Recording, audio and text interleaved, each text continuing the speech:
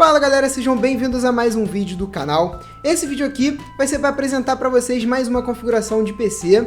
Dessa vez foi atendendo a pedidos dos comentários do último vídeo que eu fiz. Vocês pediram lá para eu fazer uma configuração barata para poder começar um canal de gameplay aqui no YouTube. E já aproveitando, eu queria pedir para vocês deixarem mais sugestões aqui nos comentários. Bom pessoal, esse vídeo aqui vai ser um pouquinho mais rápido do que de costume, porque na verdade eu ainda vou fazer um outro vídeo que vai ser sobre equipamentos baratos para começar um canal. Então eu vou tentar não passar dos 11 minutos nesse vídeo. Bom, vamos começar aqui pelo processador. Eu coloquei para essa configuração um i3 Skylake 6100. Ele é o processador de entrada da linha Core i da Intel, mas ele dá conta sim dos jogos atuais e também é um processador bem razoável para edição de vídeos e de imagens. É importante falar que o socket dele é LGA 1151 e a placa-mãe tem que acompanhar esse mesmo socket para que eles sejam compatíveis. E um outro detalhe é que apesar de ser dual core, ele possui 4 threads, então ele vai simular mais 2 núcleos e o sistema operacional vai entender como se ele fosse um quad-core. Isso obviamente ajuda em algumas aplicações que tendem a exigir multicore. Essa geração da Intel tem uma litografia de 14 nanômetros e o TDP desse processador é de apenas 51 watts. E isso significa que ele é o processador que vai consumir menos energia. Eu vou colocar também na tela uma imagem do programa CPU-Z. Esse programa é bem interessante porque ele exibe toda a configuração do seu PC e eu deixo aí para vocês terem umas informações a mais sobre esse processador. O valor que eu achei dele aqui no Brasil foi de R$ 460, esse preço aqui é em boleto bancário. E eu vou deixar também os valores em cartão, que fica um pouquinho mais caro aqui no Brasil, e os valores para o pessoal de Portugal, eu tenho muito inscrito de Portugal, e também o valor em dólar, que eu peguei nos sites PCDiga, no caso de Portugal, e no preço dos Estados Unidos, eu peguei numa loja chamada Newegg. Bom pessoal, rapidamente aqui para a gente fechar falando sobre o processador, é importante citar que quando você compra esse processador, já vem com a dissipação padrão que a Intel manda, então você não vai precisar comprar a dissipação separadamente. Bom pessoal, a placa-mãe da configuração vai ser uma Asus H110MC-BR. Ela tem chipset Intel H110, que é o chipset mais de entrada, é o mais básico, para os processadores com socket LGA 1151, no caso os Skylakes da Intel. Então ela não possui alguns recursos que costumam vir com os chipsets mais top de linha. Ela é uma placa-mãe que suporta no máximo 32 GB de memória RAM e memórias do tipo DDR4. Eu vou colocar uma imagem pegando ela toda aí para vocês verem as conexões, os slots que ela possui. Nessa imagem fica claro que ela é uma placa-mãe bem simples, o tamanho dela é pequeno e ela não tem tantos slots quanto uma placa-mãe mais top. Bom, ela possui 4 conectores SATA, são todos eles com limite de banda de 6 gigabits por segundo. O PCI Express é X16 3.0, isso não muda muito atualmente, galera, muita gente tem dúvida, entre PCI Express 3.0 e o 2.0. E qualquer placa de vídeo PCI Express pega tanto em slot PCI 3.0 ou slot PCI 2.0.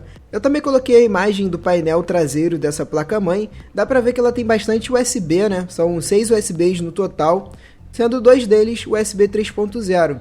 E o restante das entradas são meio que padrões. O legal é que ela vem com HDMI, então se caso sua placa de vídeo der algum problema, você não perde a imagem digital.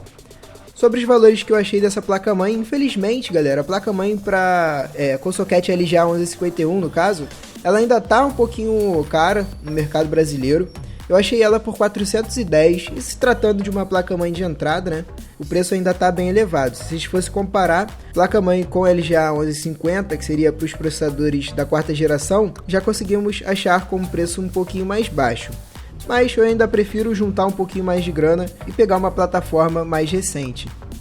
Para memória, eu coloquei aqui 2 módulos de 4 GB, é uma memória da Corsair, é o modelo Velo Select, então não tem dissipação nem nada do tipo. Quem achar necessidade pode estar alterando aqui essa memória para uma Kingston HyperX Fury. O preço só vai subir um pouquinho, talvez você gaste ali R$30 a mais. 8 GB de memória já é o suficiente para rodar os jogos, pelo menos em Full HD. E para o propósito desse vídeo também já é o suficiente. Em relação a colocar 2 módulos ou apenas um de 8 GB, é uma questão de opinião, vai do gosto da pessoa. O legal de colocar apenas um módulo de 8 GB, nessa configuração aqui no caso, é porque a placa-mãe só tem 2 slots. Então se você quiser fazer uma expansão depois, fica melhor nesse caso. Bom, sobre os valores, cada módulo dessa memória eu encontrei por R$110, então eu já fiz a soma aí e tá tudo direitinho aí para vocês. E bom pessoal, para armazenar os arquivos, eu escolhi aqui um SSD da Kingston, é um modelo UV300. O SSD ele vai te dar um desempenho muito bom, os seus jogos vão abrir mais rápidos, né? Aquela parte de carregamento chata dos jogos vai ser muito melhor comparada com um HD mecânico. Porém, por outro lado, o SSD tem o problema de ter pouco espaço. No caso desse daqui, são apenas 120 GB, mas eu ainda acho vantajoso porque ele está saindo mais barato que um HD convencional de 500 GB, que você vai achar aí na faixa de R$240. E a recomendação mesmo que eu faço é você ter um SSD, instalar os jogos principais nele, e também o sistema operacional, obviamente, e colocar um HD apenas para armazenar arquivo bruto.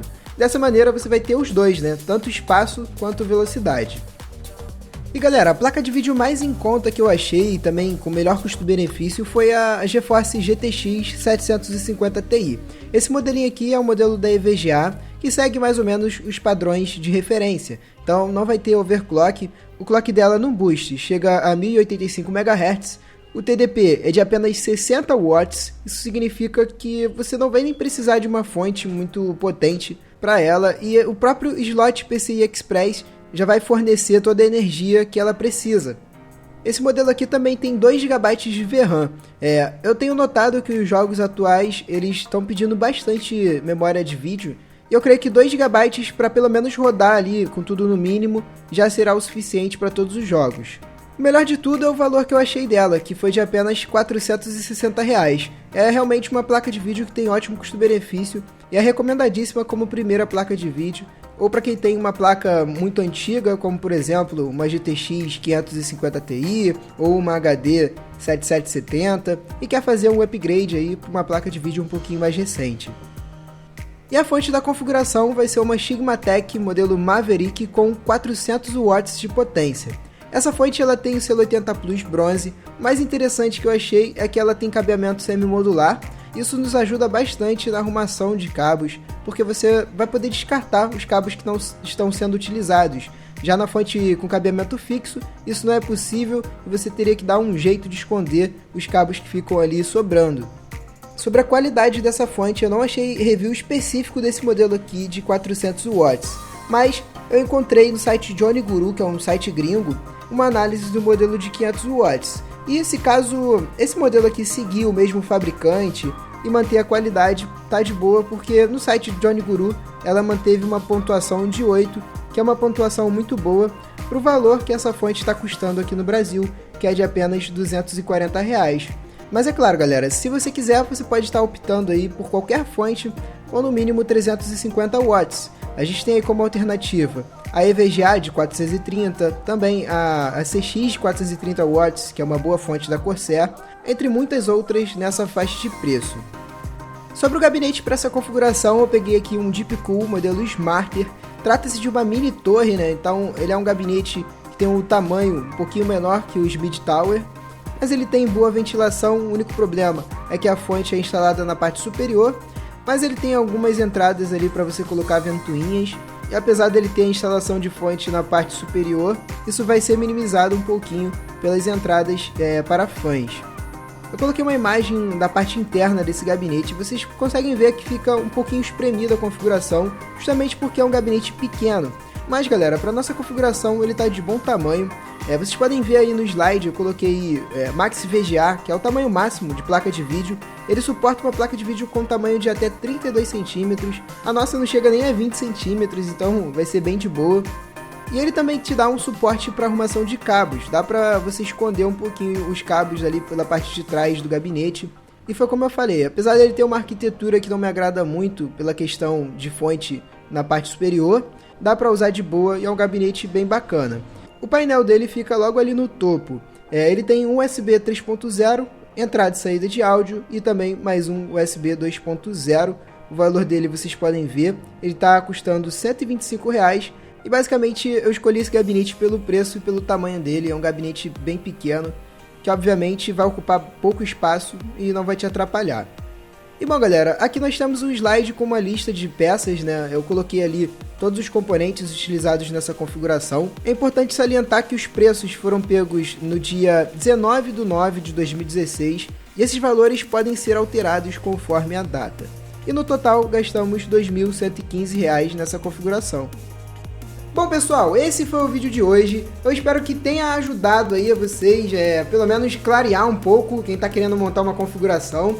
Bom, lembrando sempre, se gostou, deixe o like aqui embaixo e também deixe nos comentários o que você achou sobre essa configuração, quais alterações vocês fariam, se vocês concordam ou discordam do que foi passado aqui nesse vídeo, beleza? Para quem quiser falar comigo ou tirar alguma dúvida, as redes sociais estão passando aqui embaixo, lembrando que eu respondo mais rápido via Twitter, então você pode estar seguindo meu Twitter e me mandando mensagem privada por lá, que assim que eu observar alguma mensagem nova eu vou estar respondendo. No mais é só isso galera, eu queria agradecer pela companhia de vocês aqui no canal, um abração a todos, tamo junto, tudo de bom e fui!